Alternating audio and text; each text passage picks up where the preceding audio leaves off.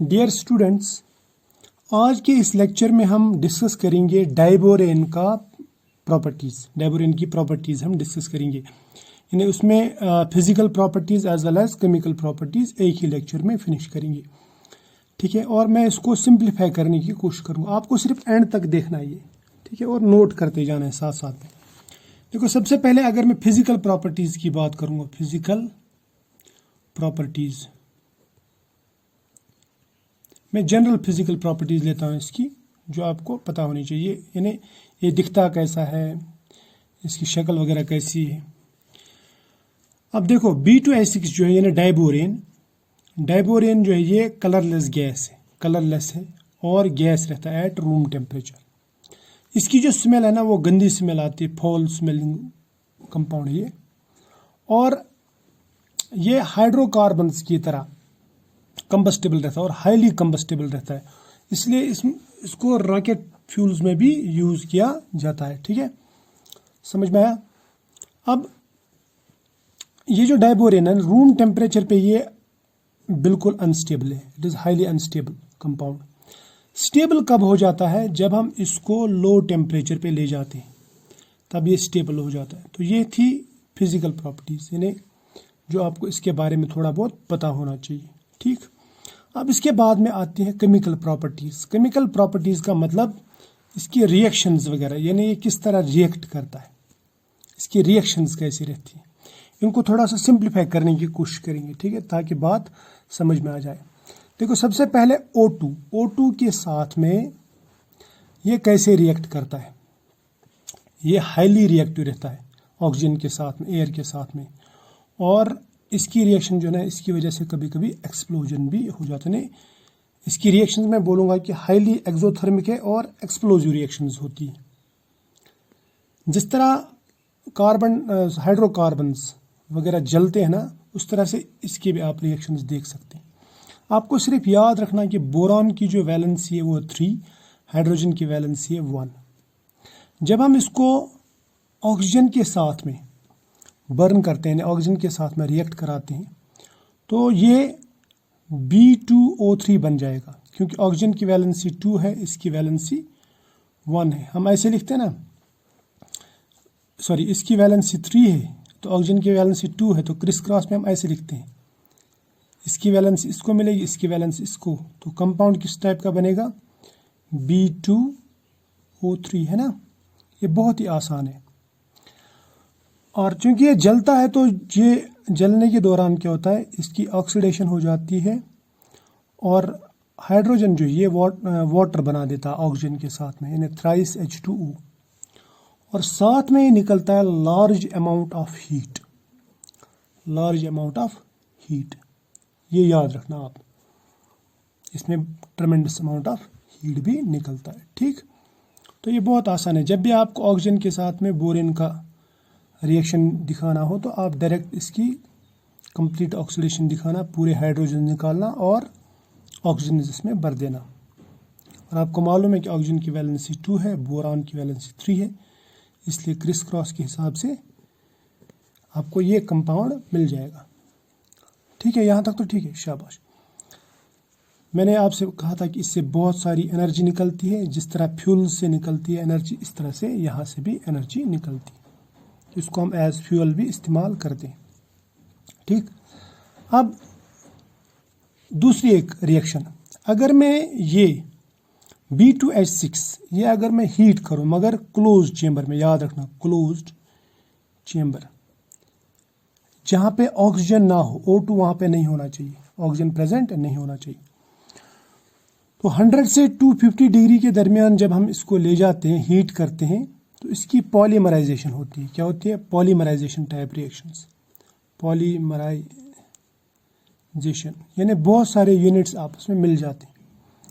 जिस तरह से B2H6 ये आपस में मिल के B4H10 बना सकता है, B5H9 बना सकता है, इस तरह से B5H11, B6H12 वगैरह वगैरह, ये सब ये बना सकते हैं।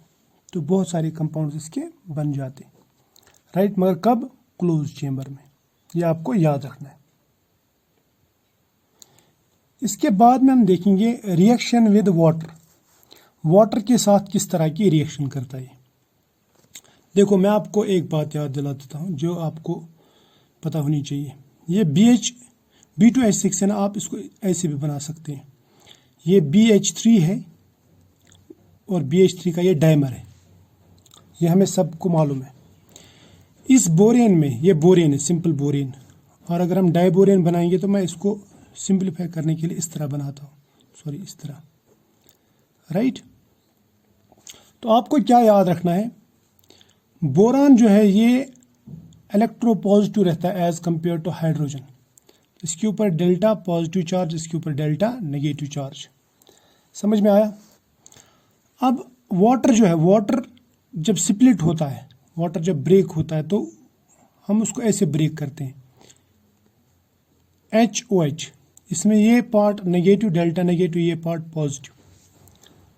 समझ में आना। इसको ऐसे ब्रेक करेंगे, इसको ऐसे ब्रेक करेंगे। अब आपको पॉजिटिव वाले जो है ना नेगेटिव के साथ में मिलाने और नेगेटिव वाले पॉजिटिव के साथ में। समझ में आया। सपोज ये लेंगे हम, ये वाला, इसमें यहाँ पे भी OH इधर, H इधर, यहाँ पे OH इधर चला जाएगा, सॉरी H इधर चला जाएगा पॉजिटिव पार्ट नेगेटिव के साथ में, और OH नेगेटिव पार्ट पॉजिटिव के साथ में, है ना। फिर यहाँ पे भी ऐसे ही, यहाँ पे OH बोरान के साथ में और H जो है वो इस हाइड्रोजन के साथ चला जाएगा। समझ में आना। इसी तरह से यहाँ पे भी होगा। क्लियर। तो इसका जो प्रोडक्ट बनेगा वो इस तरह बनेगा, वो बनेगा ट्वाइस BOH OH OH, यही बनेगा ना। और प्लस साथ में क्या निकलेगा, हाइड्रोजन हाइड्रोजन हाइड्रोजन, 3 हाइड्रोजन यहाँ से, 3 हाइड्रोजन इस तरह से यहाँ से, यानी 3 हाइड्रोजन मॉलिक्यूल, वो हो गए 6 हाइड्रोजन मॉलिक्यूल टोटल में। और ये बन जाएगा ट्वाइस क्या, H3BO3 बोरिक एसिड जिसको आप कहते हैं। समझ में आया। बहुत ही आसान है। अब इसके बाद में एल्कलीज, यानी एल्कली मेटल हाइड्रोक्साइड्स वगैरह जो रहते हैं ना, ब्रोंस्टेड बेस जिनको आप कहते हैं, उनके साथ किस तरह की रिएक्शन करेगा बोरेन। यहाँ पे भी आपको एक चीज़ याद रखना है, ये जो एल्कलीज है ना, ये एक्वस सॉल्यूशंस लेते हैं हम, यानी aqueous solution of alkali metal hydroxide ले रहे हैं हम।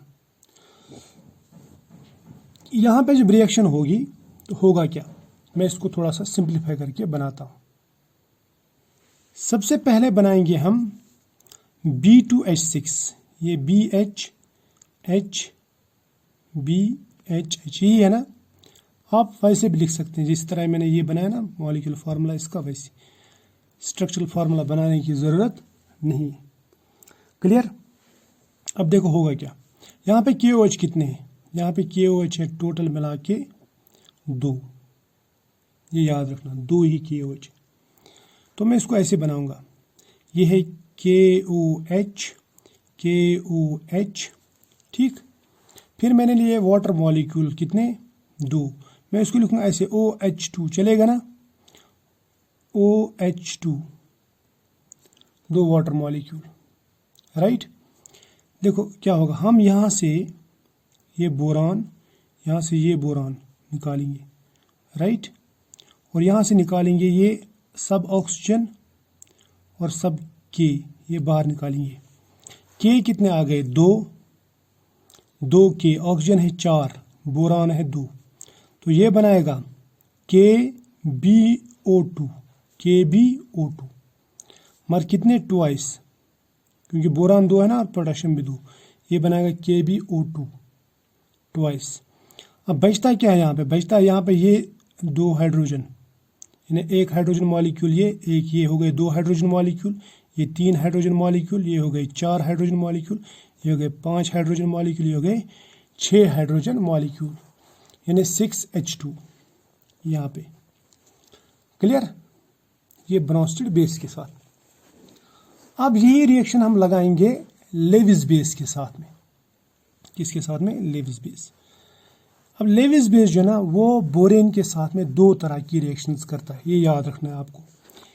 एक में सिमेट्रिकल क्लीवेज होता है, यानी डाइबोरेन जो है वो टूटता है लेकिन सिमेट्रिकली टूटता है, दूसरी टाइप के जो लेविस बेस हैं वो बोरेन को तोड़ते हैं, डाइबोरेन को ब्रेक करते हैं, लेकिन अनसिमेट्रिकली।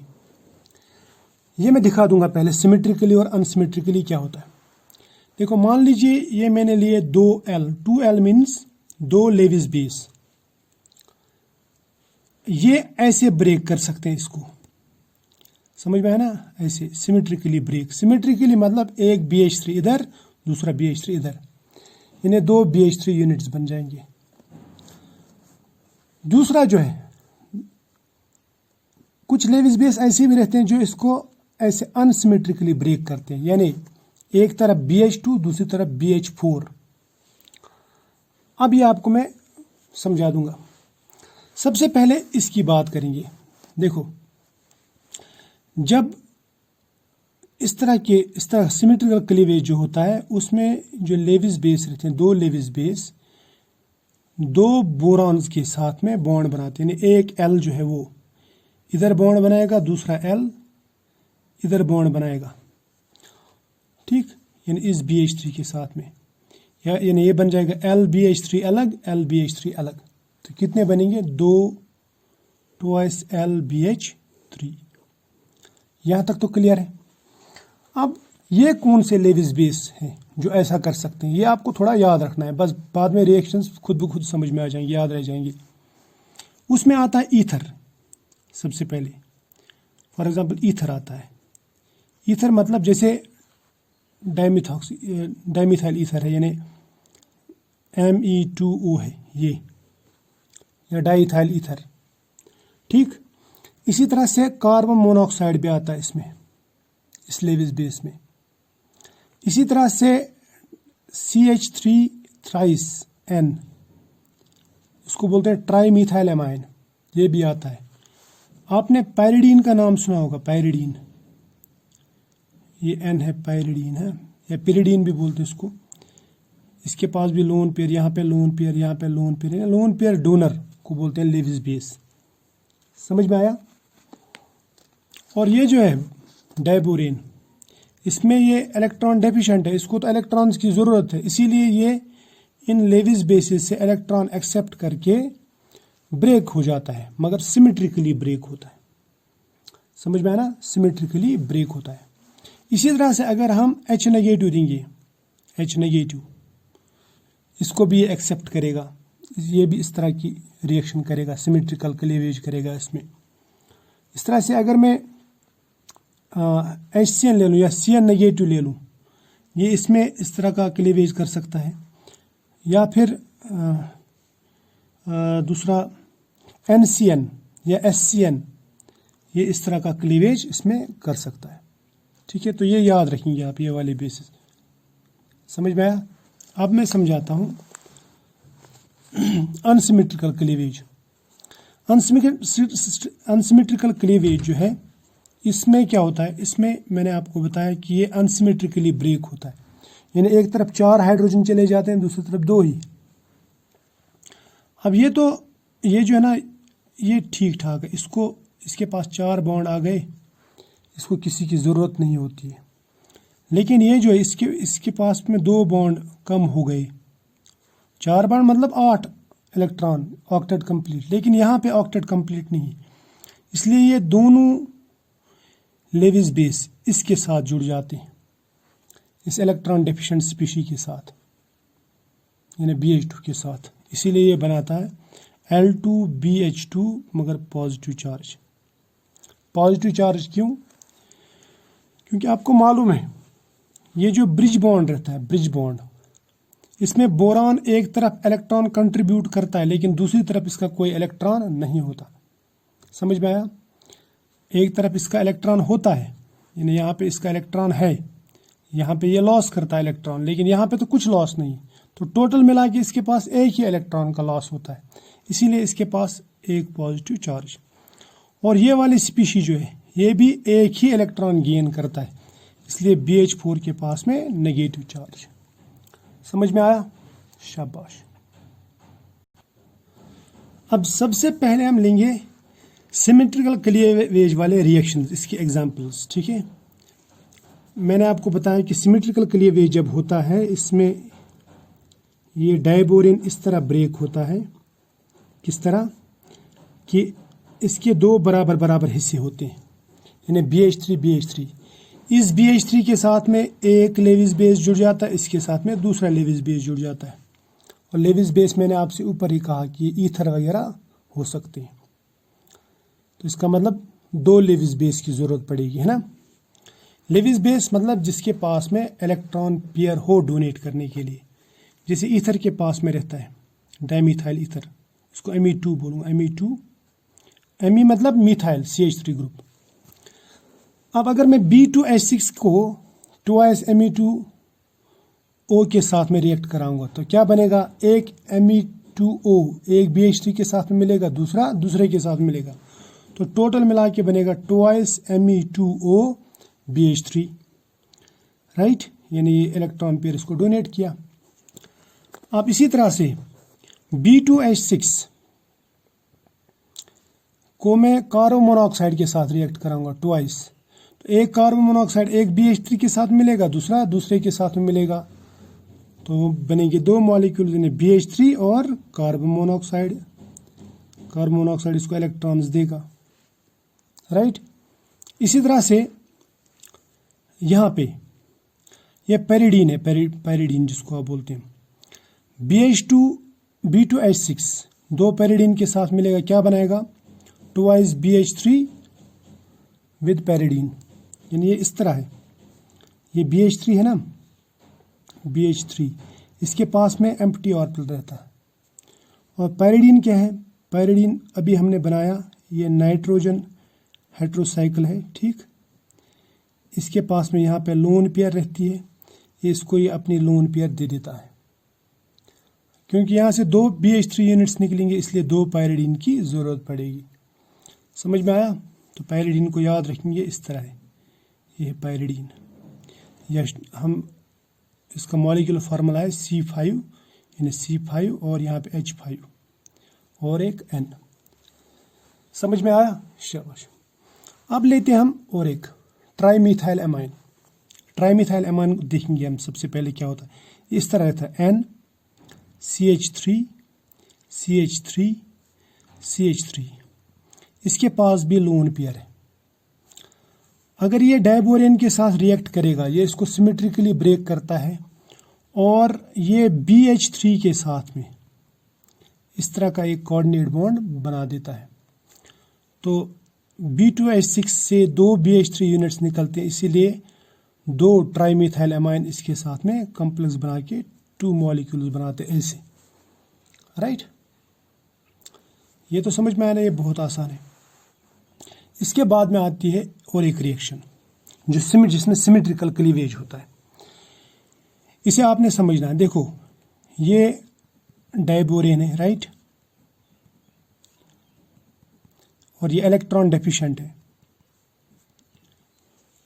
मेटल हाइड्राइड है, ये MH मीन्स मेटल हाइड्राइड, इसमें लिथियम हाइड्राइड रह सकता है, सोडियम हाइड्राइड रह सकता है, या पोटेशियम हाइड्राइड वगैरह रह सकता है, ठीक। देखो होगा क्या, यहाँ पे सिमेट्रिकल क्लीवेज होगा और मेटल हाइड्राइड जो है वो रिड्यूसिंग एजेंट है, यानी ये इलेक्ट्रॉन डोनर में बोल सकता हूँ इसको। मेटल हाइड्राइड अगर ब्रेक होता है, ये बनाएगा M पॉजिटिव H नेगेटिव ऊपर हमने देखा ना, H नेगेटिव के साथ में अगर रिएक्शन होती है तो क्या होता है, सिमेट्रिकल क्लीवेज। देखो इसके दो हिस्से होंगे, ये बनाएगा यहाँ पे ट्वाइस BH3, ठीक, क्लियर, और H नेगेटिव जो है ये इसको डोनेट करेगा इलेक्ट्रॉन्स, राइट, तो ये बन जाएगा BH4 मगर नेगेटिव चार्ज।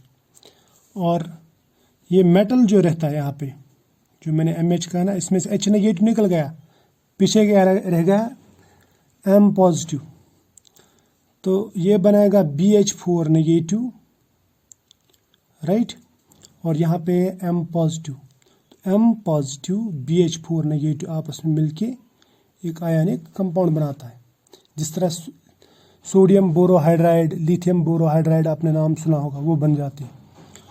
और याद रखना BH4 नेगेटिव जो है, BH4 नेगेटिव, ये वाटर में सॉल्युबल रहता है, ये स्टेबल रहता है। क्या रहता है? It is stable in water. Clear? जबकि ईथर के साथ में बोरेन का कंपाउंड ज़्यादा स्टेबल नहीं, ये सबसे ज़्यादा स्टेबल कंपाउंड। ये जो ना ये वाले इस तरह के जो बनते हैं, these are highly stable. MbH4 जो रहते हैं ना, MbH4 वाले कंपाउंड, ये हाईली स्टेबल कंपाउंड रहते हैं इनमें से, बोरान के जो कंपाउंड्स।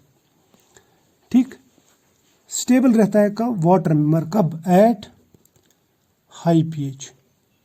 याद रख, इन्हें बेसिक मीडियम में ये बहुत ज़्यादा स्टेबल रहते हैं। ठीक, यहाँ तक समझ में आया ना? अब लेते हैं हम unsymmetrical cleavage. Unsymmetrical cleavage generally ammonia में होता है। क्या होता है जनरली? अमोनिया में। तो अमोनिया में क्या होता है? अगर हम एट लो टेम्परेचर लेंगे, अमोनिया भी लेविस बेस से, याद रखना। अगर हम एट लो टेम्परेचर लेंगे, लो टेम्परेचर, डायबोरेन जो है वो अमोनिया के साथ में रिएक्ट करके, NH3 के साथ में रिएक्ट करके एक कंपाउंड बनाता है लो टेम्परेचर पे। उस कंपाउंड को हम जनरली ऐसे दिखाते हैं, B2H6, यानी ये मॉलिक्यूलर फार्मूला है, ट्वाइस NH3। ठीक है, ये अमोनिएटेड बोरेन है, मगर कितने अमोनिएटेड? Die ammoniated borane. तो मैं इसको बोलूंगा डाई अमोनिएट ऑफ डाइबोरेन। ठीक है, डाई अमोनिएट ऑफ डाइबोरेन, यानी अमोनिएटेड बोरेन मगर डाई अमोनिएटेड बोरेन बोलूंगा मैं, डाई अमोनिएट ऑफ डाइबोरेन। ठीक है, इसको आप ऐसे भी दिखा सकते हैं। अगर ये B2H6 है, यानी डाइबोरेन, इसको मैं ऐसे लिख सकता हूँ। ठीक, इसमें कोई प्रॉब्लम नहीं है ऐसे लिखने में। ये जब ब्रेक होता है तो अमोनिया की प्रेजेंस में अनसिमेट्रिकली ब्रेक होता है ना। जब हम अमोनिया के साथ रिएक्शन कराते हैं, अनसिमेट्रिकल क्लीवेज होता है। तो यहाँ पे क्या बनेगा? यहाँ पे बनेगा ये एक बोरॉन, हाइड्रोजन, हाइड्रोजन, इसके साथ एक बॉन्ड अमोनिया का इधर, जैसे हमने ऊपर देखा, दूसरा बॉन्ड यहाँ पे। ठीक, लेकिन इस पे कौन सा चार्ज रहेगा? शाबाश, पॉजिटिव चार्ज। क्यों? क्योंकि इसने सिर्फ अपना एक ही इलेक्ट्रॉन खोया है। दूसरा इलेक्ट्रॉन जो ये इसका था, क्योंकि ये 3 सेंटर 2 इलेक्ट्रॉन बॉन्ड है। वहाँ पे बोरान एक तरफ इलेक्ट्रॉन, बोरान का इलेक्ट्रॉन एक तरफ पार्टिसिपेट करता है, दूसरी तरफ इसका इलेक्ट्रॉन नहीं रहता। क्लियर? और पीछे क्या रहेगा? पीछे रहेगा ये BH4 नेगेटिव, BH4 नेगेटिव। तो आप इसको ऐसे दिखा सकते हैं। क्लियर? ये समझ में आया? शाबाश, यहाँ तक तो क्लियर है। यहाँ आप इसको ऐसे भी दिखा सकते हैं, NH3 ट्वाइस BH2, राइट।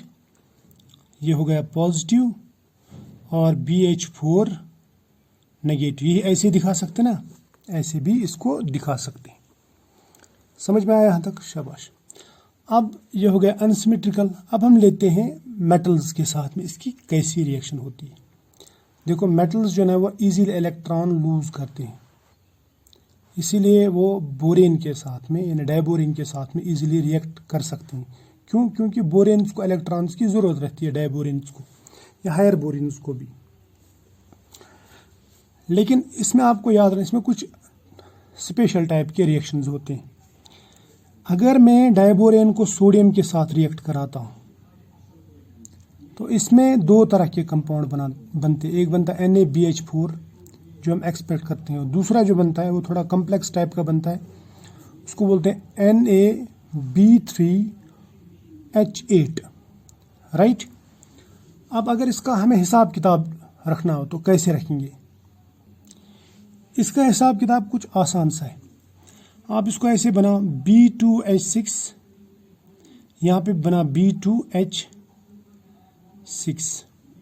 ठीक, देखो मैं यहाँ से एक बोरान निकालूंगा और ये 2 बोरान, कितने हो गए? 3 बोरान। फिर यहाँ से मैं सिर्फ इसमें 2 हाइड्रोजन निकालूंगा। ठीक, समझ में है ना? तो हो गए 3 बोरान 8 हाइड्रोजन, 3 बोरान 8 हाइड्रोजन। एक सोडियम इसके साथ, दूसरा सोडियम इसके साथ, ये बन जाएगा Na-B3H8, यहाँ से एक निकाला ना, B3H8। पीछे क्या रहेगा? Na, यहाँ पे एक बोरान और 4 हाइड्रोजन, NaBH4 हो गया इसका हिसाब किताब। ठीक, अब और एक चीज़, अब अगर मैं क्लोरीन के साथ रिएक्शन कराता हूँ इसकी, क्लोरीन के साथ, तो क्या होगा? मैं इसको ऐसे बनाऊंगा BHHH, इसको मैं 2 लिखूंगा, यानी 2 यूनिट मान लो ये बोरेन की, डाइबोरेन जिसको आप बोलते हैं।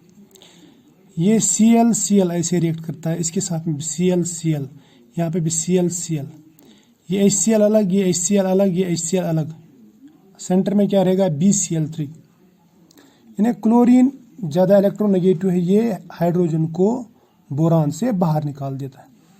ठीक, ये बनाता है BCl3, मगर कितने? 2 BCl3 और 3 ये HCl और 3 दूसरे HCl, यानी 6 HCl टोटल मिला के। राइट, ये जो रिएक्शंस है थोड़े इंपॉर्टेंट है, क्योंकि डाइबोरेन क्लोरीन ब्रोमीन और आयोडीन के साथ में एक जैसी रिएक्शंस नहीं करता। अब आते हैं ब्रोमीन के साथ में, लो टेम्परेचर, लिक्विड है ब्रोमीन, है ना? अगर आप इसको इसके साथ रिएक्शन कराएंगे, देखो इसमें क्या होता है। एक में ये 2 डाइबोरेन है ना, तो मैं लिखूंगा इसको B2H6 प्लस लिखूंगा मैं Br2। एक में एक हाइड्रोजन निकाल के एक ब्रोमीन यहाँ पे अंदर हो जाता है। ठीक है, यानी ये बनता है B2H5Br, जैसे यहाँ पे बन गया। बाद में जो दूसरा B2H6 रहता है, B2H6, उसमें से सभी हाइड्रोजन बाहर निकल के उसमें बोरान चले जाते हैं। क्या चले जाते हैं? बोरान। यहाँ पे कितने हाइड्रोजन है? 6 हाइड्रोजन। 6 हाइड्रोजन के बदले में 6 बोरान नहीं, सॉरी ब्रोमीन, 6 ब्रोमीन आ गए, तो ये बन गया BBr3 ऐसे, इन्हें 2 BBr3 बनेगा ये। ठीक है, ये बन जाएगा 2 BBr3, और यहाँ पे 6 HBr निकलेंगे और ऊपर का 1 HBr, टोटल मिला के हो गए 7 HBr। आयोडीन के साथ में ये रिएक्शन नहीं करता, ये याद रखना, क्योंकि आयोडीन में इतनी हिम्मत नहीं है कि वो इससे हाइड्रोजन निकाले, वो इतना ज़्यादा इलेक्ट्रोनेगेटिव नहीं। हेलोजन एसिड्स के साथ में देखते हैं क्या होता है। 10वीं रिएक्शन है, हेलोजन एसिड्स के साथ में सिंपल सी रिएक्शन है, HX मिलाओ, एक ही हाइड्रोजन निकालो, उसके बदले में हेलोजन इधर तो हाइड्रोजन इधर, यानी H2 और B2H5X, B2H6 के बदले में B2H5 और X। समझ में आया? ये बहुत इंपॉर्टेंट है। ये एल्कीन्स के साथ में, ये हाइड्रोबोरेशन कहते हैं इसको, हाइड्रोबोरेशन। ये ऑर्गेनिक केमिस्ट्री में बहुत ज़्यादा यूज होता है ये रिएक्शन। इसमें आप क्या करते हैं, एल्कीन को जब आप एक अनसिमेट्रिकल एल्कीन लेता हूँ यहाँ पे RCH2, इसको जब आप BH3 के साथ में रिएक्ट कराते हैं, या मैं बोलूँगा B2H6 के साथ में, तो होता क्या है? होता यह है कि इसका हाइड्रोजन उठ के यहाँ अटैच हो जाता है। अब ये कितने मॉलिक्यूल्स हैं? 3, तो 3 मॉलिक्यूल्स के साथ में 3 हाइड्रोजन यहाँ पे अटैच हो गए, तो ये बन जाएगा RCH2, और ये रह जाता है CH2, और ये CH2 जो है ये बोरान के साथ में अटैच हो जाता है हाइड्रोजन के बदले में। अब यहाँ से कितने हाइड्रोजन निकाल रहे हैं आप? 3, तो 3 हाइड्रोजन के बदले में 3 ऐसे मॉलिक्यूल्स बोरान के साथ जुड़ जाते हैं। तो मैं इसको ऐसे लिखूंगा, देखो यहाँ पे RCH था, यहाँ पे RCH2 है। ये हाइड्रोजन कहाँ से आया? ये BH3 से आया, है ना? BH3 से आया, और ऐसे 3 मॉलिक्यूल बाद में बोरान के साथ में अटैच हो जाते हैं। इसको मैं ऐसे भी दिखा सकता हूँ, इट इज़ बोरान CH2 और CH2 और यहाँ पे CH2 और। समझ में आया? तो बहुत ही आसान रिएक्शन है। आई होप कि आपको ये जो रिएक्शंस है ये बहुत इंपॉर्टेंट है, एग्ज़ाम में पूछे जाते हैं, ये आपको समझ में आए होंगे, तो इसको आप ध्यान से पढ़ेंगे। तो आज इतना ही।